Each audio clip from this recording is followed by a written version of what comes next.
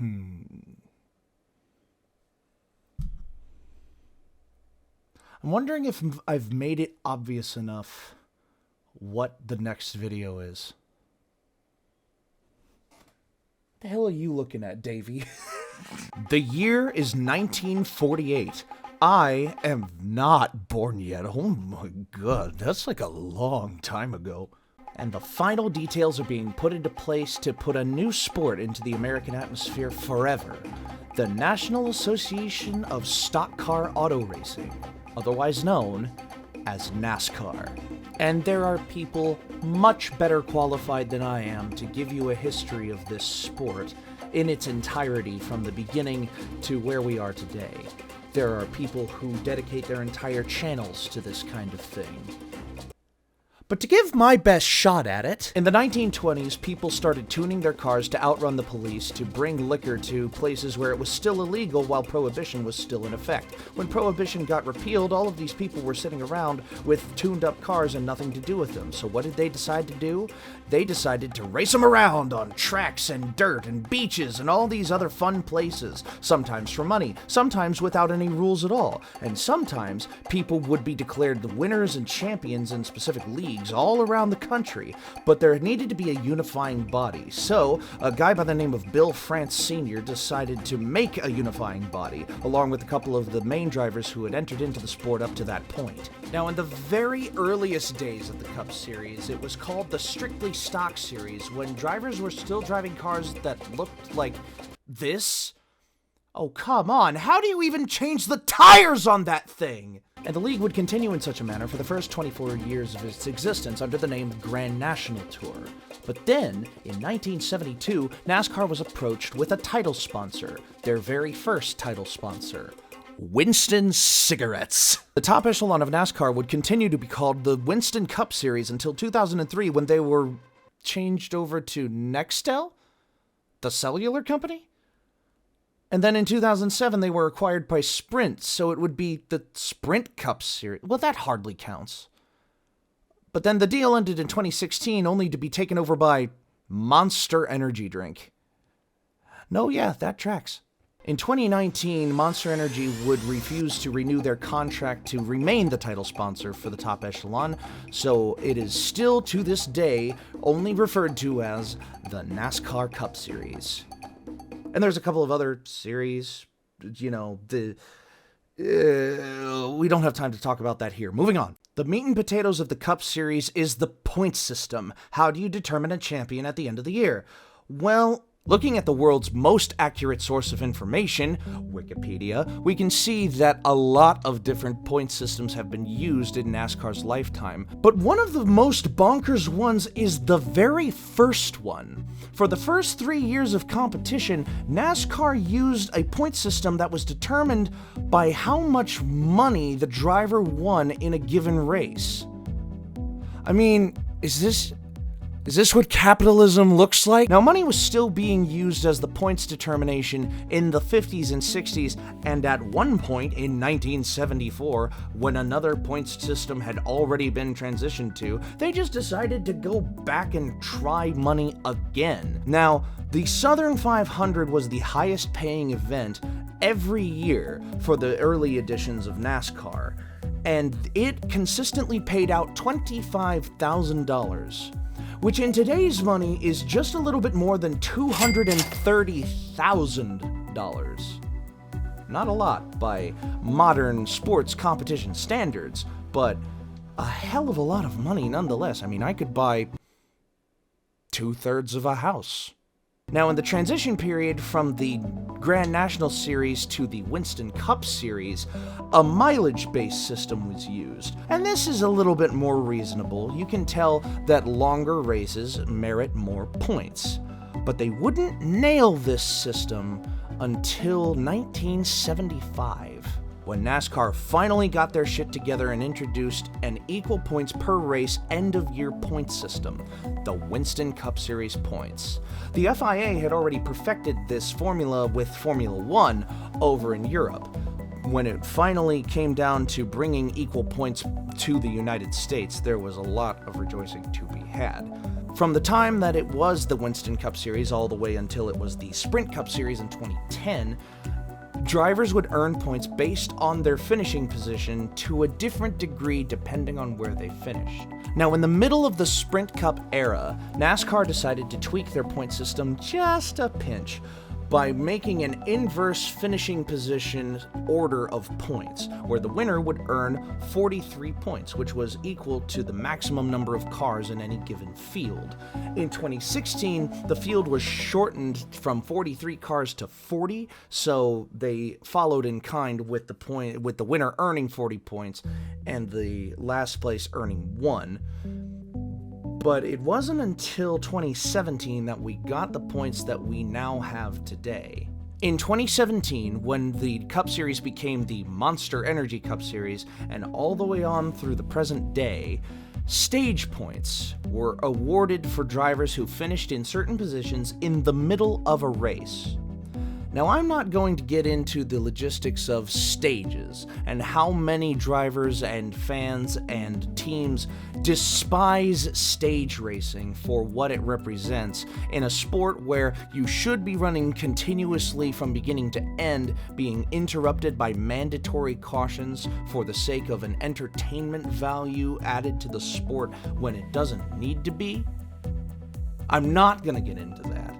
What I am going to instead say is that the current point system allows for drivers to earn a separate series of points to determine where they fall in the playoffs. Now, what is the playoffs? Well, the playoffs is rather simple. You see,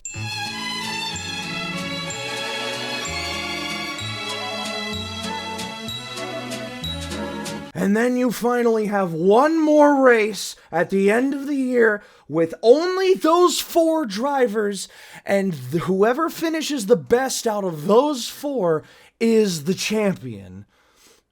Oh, God. Oh. Listen, the playoffs are so confusing. Just go watch this video, or this video, or this video. Where is the card system again? Exposition over. You now have the basis of what I want to talk about in this video, which is twofold. The 2023 75th anniversary season and what's the best way I can put it? A better point system in every way to the current one that we have that was created by a fellow NASCAR YouTuber and tweaked, modified, into a perfect system by yours truly. Let's begin. Let's actually begin. Davey, I know that I've already been talking for like 7 minutes at this point. This is the beginning of the video.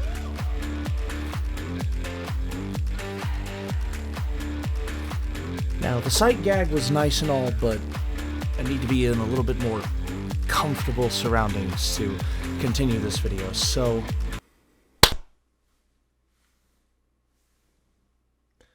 better.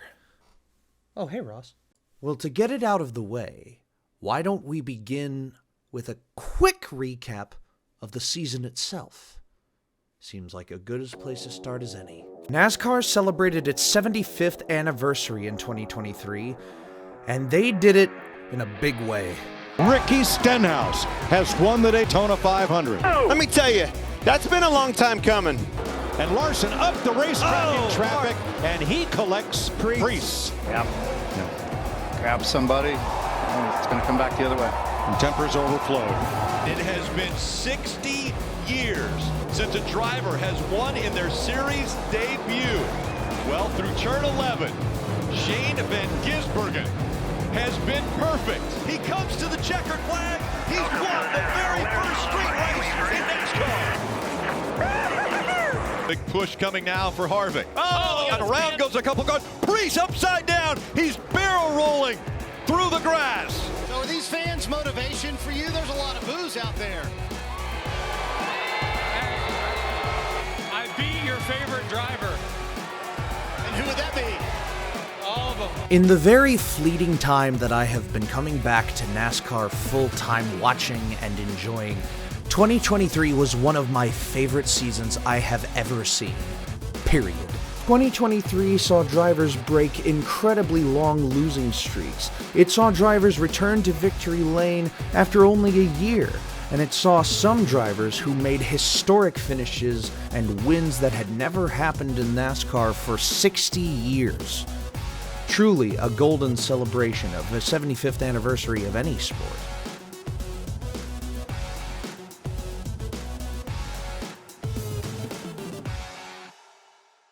But with the fun stuff out of the way, it's time to talk about William Byron.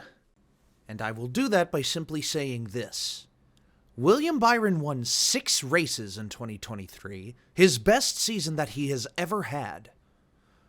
So how come the guy that finished 6 places behind him in an end-of-year points system won the championship?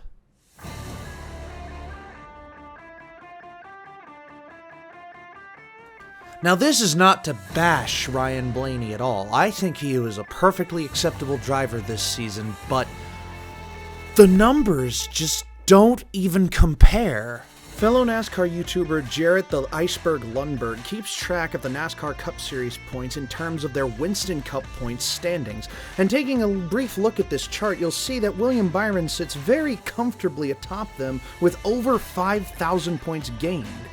What certainly helped him gain those 5,000 points was the 6 different victories he accrued across all the tracks that were visited last year, including him earning his first ever road course victory at Watkins Glen.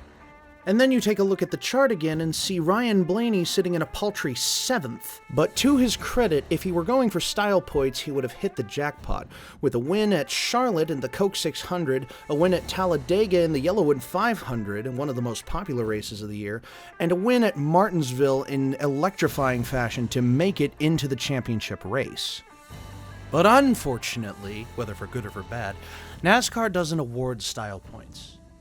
They used to, but now they don't. So again, I must ask, why did the driver who finished 7th in an overall points standings win the championship?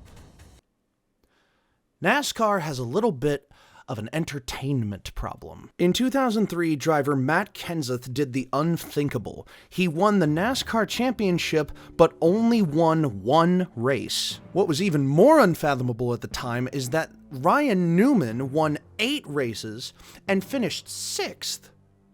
I mean, how is it even possible? Well, the simple answer to that is inconsistency. Matt Kenseth had 5 finishes the entire year that were below 20th, including the last race of the year at Homestead, where he finished dead last. But he had already won the championship at that point. Ryan Newman had 7 finishes in the bottom 5 finishing positions. When Ryan Newman failed, he failed hard. As an example, this is Ryan Newman's crash from that year's Daytona 500, which resulted in a dead last finish. Trouble off turn 4. Newman slams the wall. Comes Schrader, and Newman is in the air and over. Look at that thing lift up, Larry. Just takes off like an airplane. That's 3,400 pounds, folks. Just lifting up in the air like a feather. And the right rear wheel digs into the dirt and tears the whole rear end loose from the car. Yeah, if the tire hadn't come off of the wheel, it probably wouldn't have turned over like that. But once the tire came off, and it dug in and flipped it. Little did Ryan Newman know that wouldn't be his last wild ride at Daytona. He suffered a horrific one in 2020 where he was hospitalized with a couple of bruised ribs, but he survived. Thankfully. But what does any of this have to do with the 2023 points and why they're different and weird and not consistent? Well, after Matt Kenseth's 1-win championship season in 2003, the France family decided it was time for a change. Gone were the end-of-year points, and enter the chase for the Cup. In 2004, 10 drivers would be reset at the end of the year. The top 10 drivers would all be set to 0 points. And from that point onward, they would earn points like normal for the last 10 races of the year until a championship was crowned among whoever earned the most points in that group in those races. And then the ratings went down. Consistently. For the next 10 years. So in 2017, the France family decided to change this format again, introducing the playoffs that we discussed earlier, where 16 drivers enter the last 10 races and are paired down to 12, who are then paired down to 8, who are then paired down to only 4 drivers competing for the championship in the final race. And then the ratings went down, consistently, for the next 7 years. They were even down this year, despite all hopes and all growing popularity in the sport. The ratings were still lower than the year previous. So what can we possibly do about this? Well, I might have an answer. In December of 2020, NASCAR YouTuber Slapshoes put out a video titled, "The NASCAR Playoffs Are Worse Than You Thought." I mentioned it earlier in this video. It's a marvelous video made by a marvelous creator. Please go subscribe to Slapshoes, because half of this video is about him, and go watch his playoffs video before you even continue mine. Go ahead, I'll wait.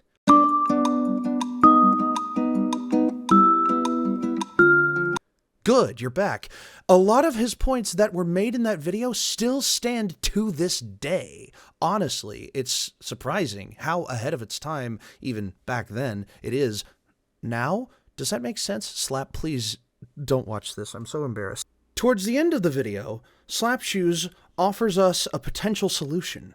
The year-end points format brought us to the highest of highs. Maybe it could bring us back and rebuild the dam of legitimacy. He then gives us a full breakdown of a year-end points system in the modern NASCAR image.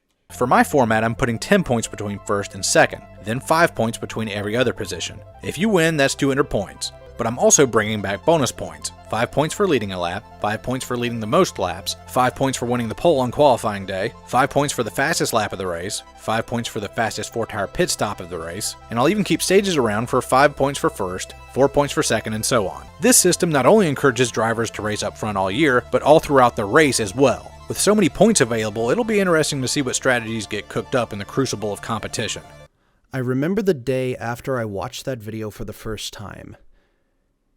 And my brain went, you could do that. And so I fucking did.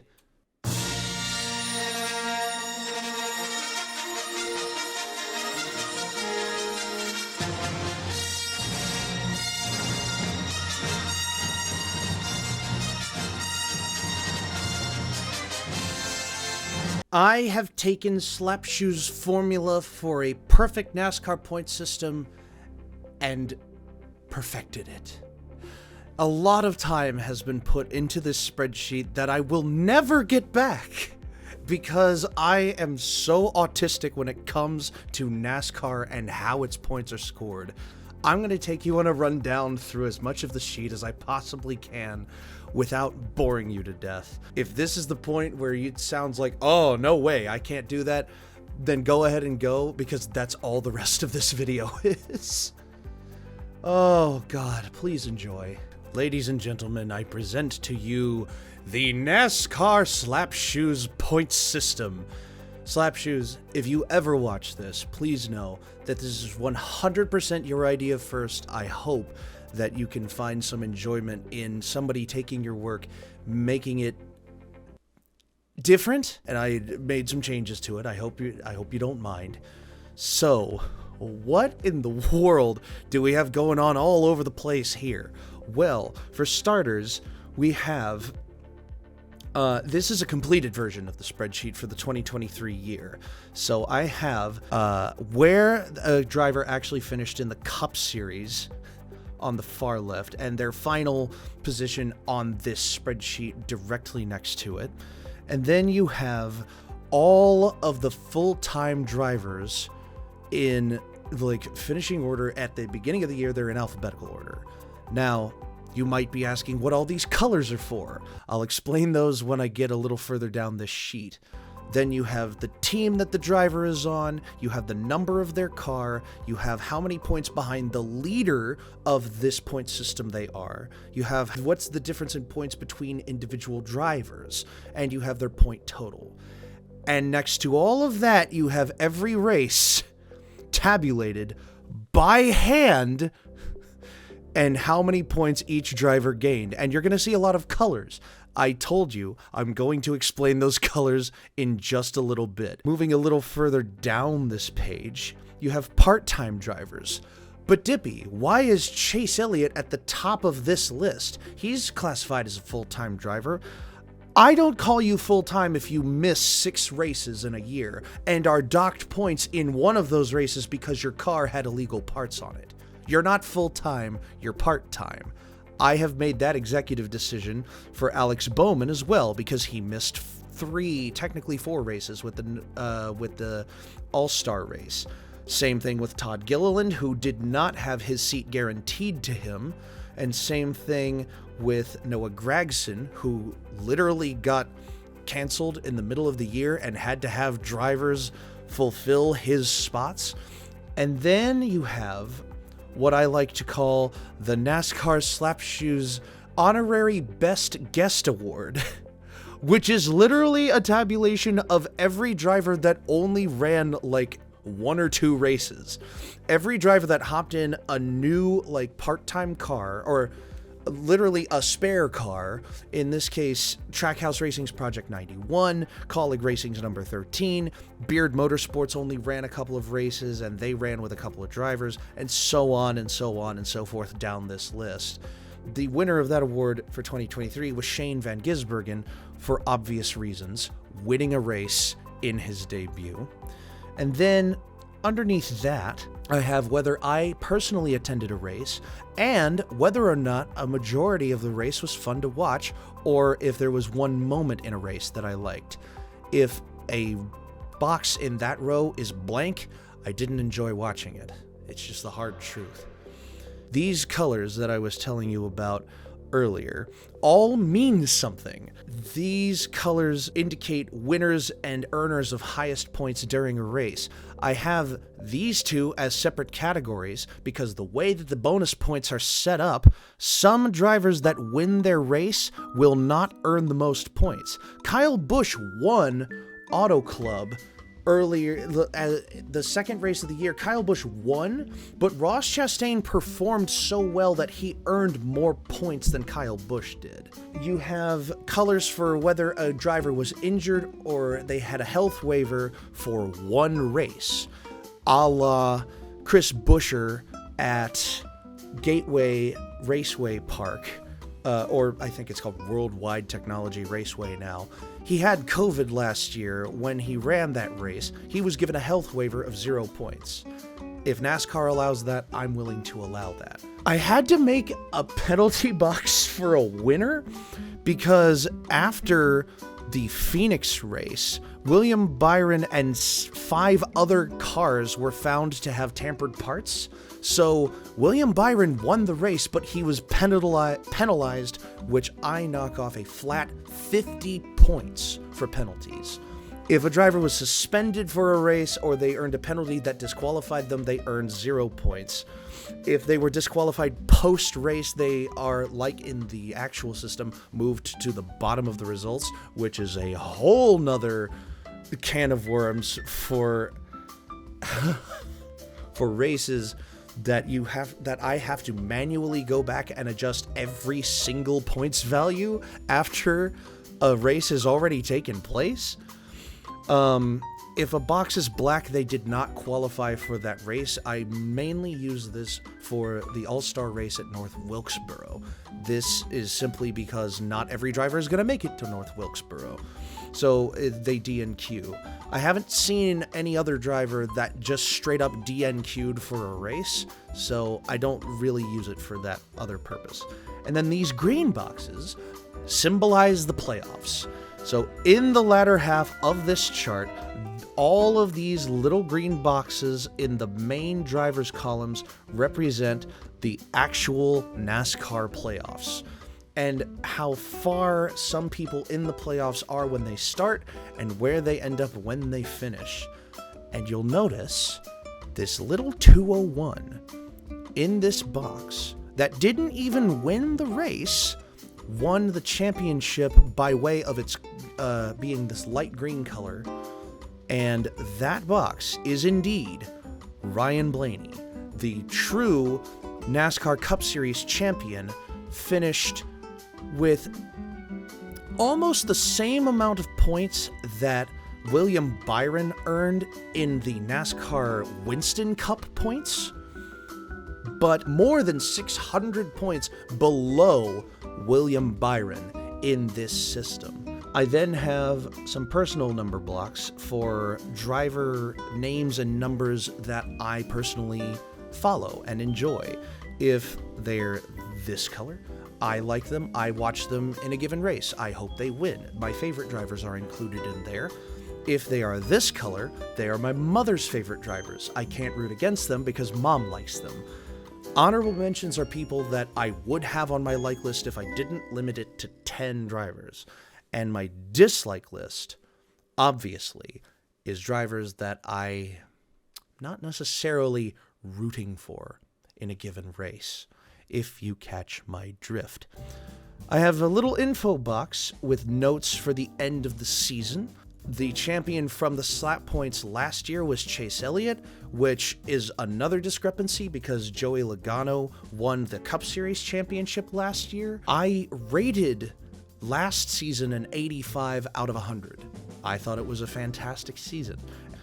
This part of the sheet has storylines and notable moments from the season that occurred on the sheet that it's on, and a marking of the track that it occurred on or the driver that it occurred to. So, my points run basically as follows. They are exactly the same as slaps with some notable exceptions. You get 5 bonus points, just like in Slap's system, for having the fastest lap, having the fastest 4-tire pit stop, starting on the pole, leading the most laps, and leading a single lap. However, if I don't have data for a driver running a fastest lap, I do have data for the fastest laps loop data from racingreference.com. The driver who ran the most fastest laps gets these 5 points. And NASCAR on television just doesn't broadcast 4-tire pit stop times very well, so more often than not, in its stead, I use whoever got the fastest practice lap for those 5 points. I figure that it's a similar metric to go off of, with 5 points being given to somebody who's really fast in practice versus really fast on pit road. They seem like equivalent exchanges to me. And here I simply have stage points lined up as they are earned in the current points system, which is another small change from Slap's system. Slap stopped the stage points between 1st and 5th. I continue all the way on to 10th as it does in the regular system. And right alongside it, just as a reference, the original system put in place by Slap with 200 for first, 190 for second, and then increments of 5 all the way down to last, earning 1 point. This has taken up so much of my time and energy, and I simply love doing it because I am that kind of fanatic of this sport. Just down here I have records that were broken during a season. This was a historic moment for the 2023 season specifically. The first driver to win in their debut in 63 years. Denny Hamlin cracked the 50-win club.